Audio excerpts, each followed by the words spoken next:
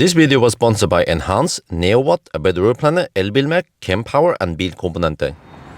Yo, what's up? We are now in Chiang Mai and we're going to do the first range test. I didn't bother with the Jaco 5 because it was not showing proper trip meter. This car does show proper trip meter. Man, those noisy fossil motorbikes, we need to get rid of them, get electric motorbikes instead. But anyway, this is MG IM6 and I tested it in Norway. That was the 100 kilowatt hour overdrive and it turned out to be quite thirsty, but it was also cold, 8 degrees Celsius. But here it is actually 21 degrees Celsius and this is 75 kilowatt hour, 400 volt architecture and rear wheel drive. It seems to be a lot more efficient. We need to test that, of course. But before I start, here you see the nice fossil pumps. And actually there is a site west of, there's a PTT station west of Bangkok where they replaced several of those pumps with fast chargers instead. So the future is here also in Thailand. Well, you see there are some ads there on that screen. But then this screen,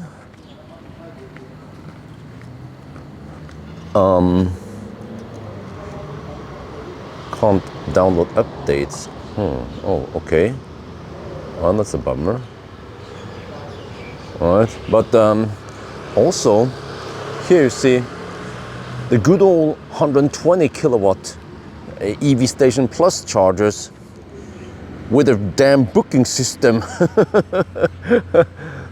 and 200 amp cables, but they are expanding with charging hub. Wow, look at that. I think these should be 300 amp cables like you've seen I've been using other places.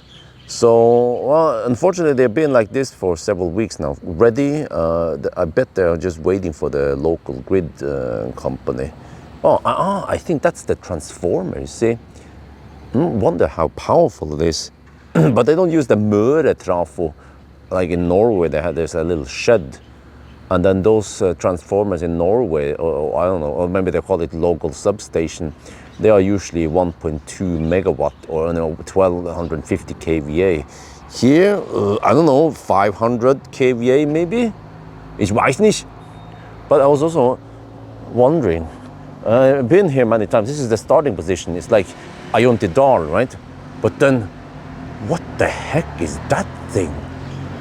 Shit, man. Okay, anyway, let me show you guys here. Here is the beast from the east. Oh yeah. Not sure how this is different than the other ones. I have massage only on the driver's side, not the passenger side. But also, we have slight disadvantage, but it shouldn't matter too much. There is some ballast here. We have Cybex, that's Anoris T2 and that's Cloud T. So they probably weigh around 30 kilograms combined. And then also here in the back, we are on a family trip right now. I have the Cybex E-Priam and the Koya. They also combine maybe weigh around 20 kilograms. We talk about around 40-50 kilograms of extra weight here, but it shouldn't matter. These cars, they're actually not that heavy. The 100 kilowatt hour dual motor weighs only 2,500 kilograms. That's quite amazing. I would expect this to weigh less, but probably not gonna bother with the weighing test, but okay. Anyway, let me show you. Oh shit, key not found. Oh. Yeah, I just happened to get this car. This is a bit annoying that when I try to start the car, eventually it will say key not found. If I try to press it several times now. Come on, try to change gear maybe. No, I have to try it several times. Oh, hello? Hello? Are you there? The key fob is low. Well, we just get the thing going. But there is a message that pops up there briefly. Okay, no, it worked now. I had to put it here in the cup holder.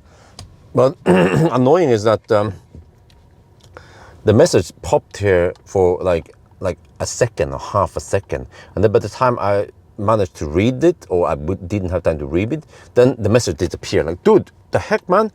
Keep the message slightly longer. But we have a trip meter here, that's good.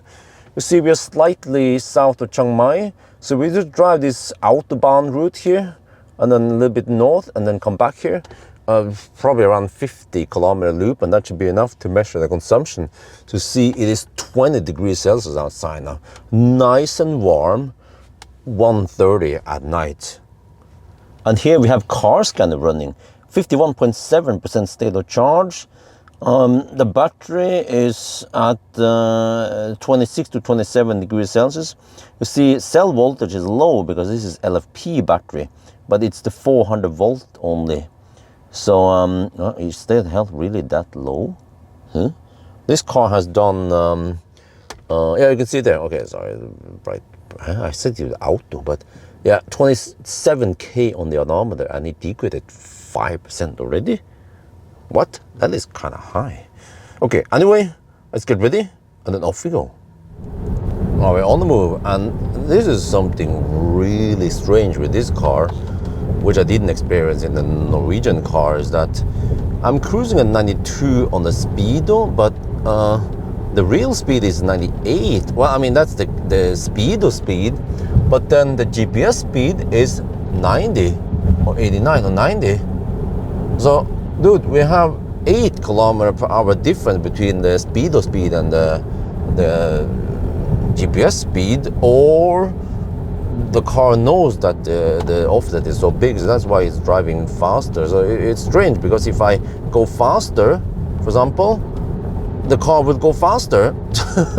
So whatever, I'll just cruise at 90, wait, 92, there, 92 then. I'm using auto steer. It's doing a pretty good job. I see that the lines here are not often that clear, but the car can actually figure out roughly where the road goes, so that's amazing. But when it gets too washed out, then it loses focus.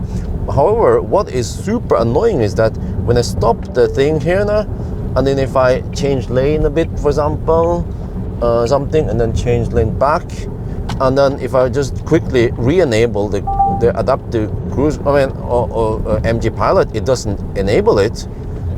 Because it needs to figure out long enough, and then, okay, then it enables.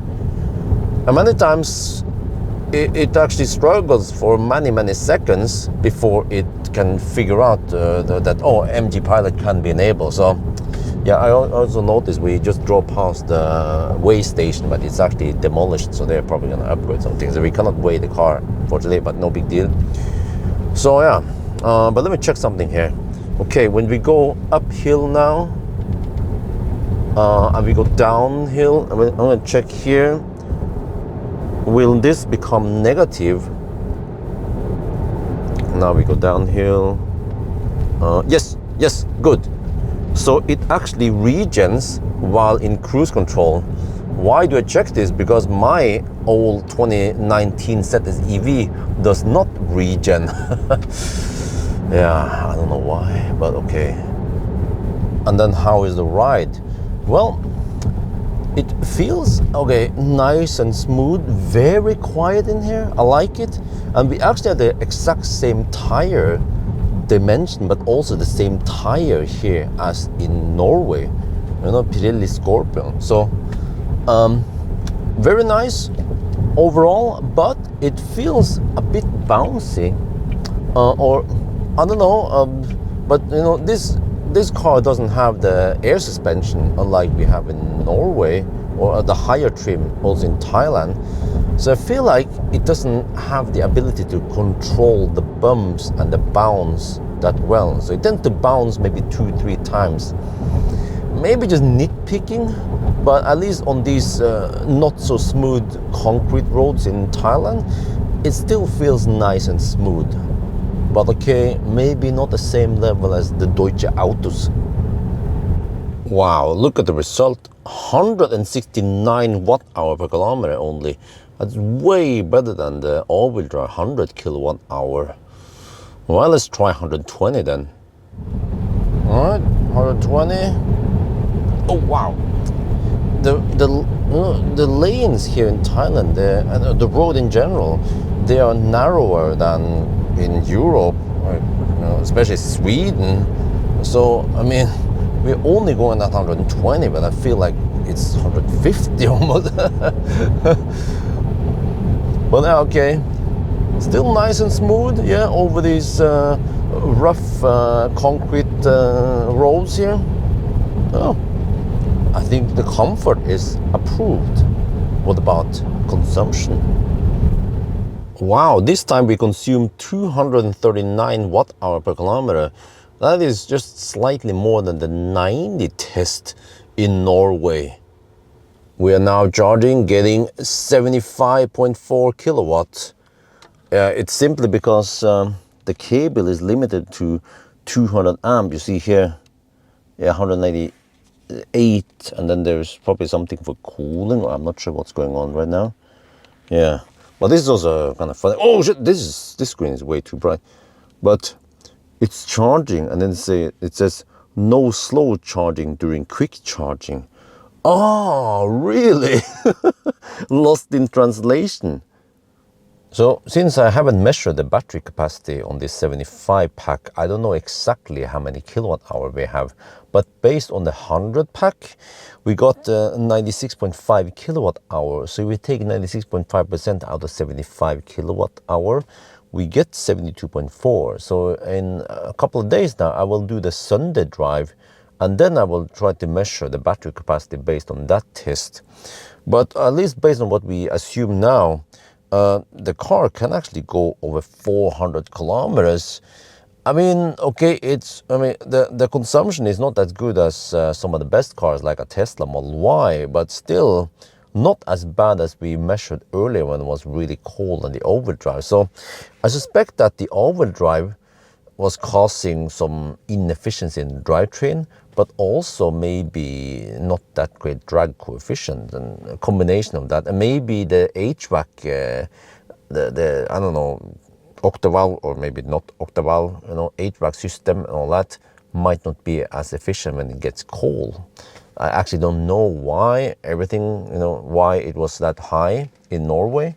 If I'm able to test this car or similar in Norway, the rear-wheel drive, we could find out. But for now, I'd say that the consumption is actually okay. Yes. So that's going to be for now. Hope you guys enjoyed this video. As always, thank you for watching, and talk to you later.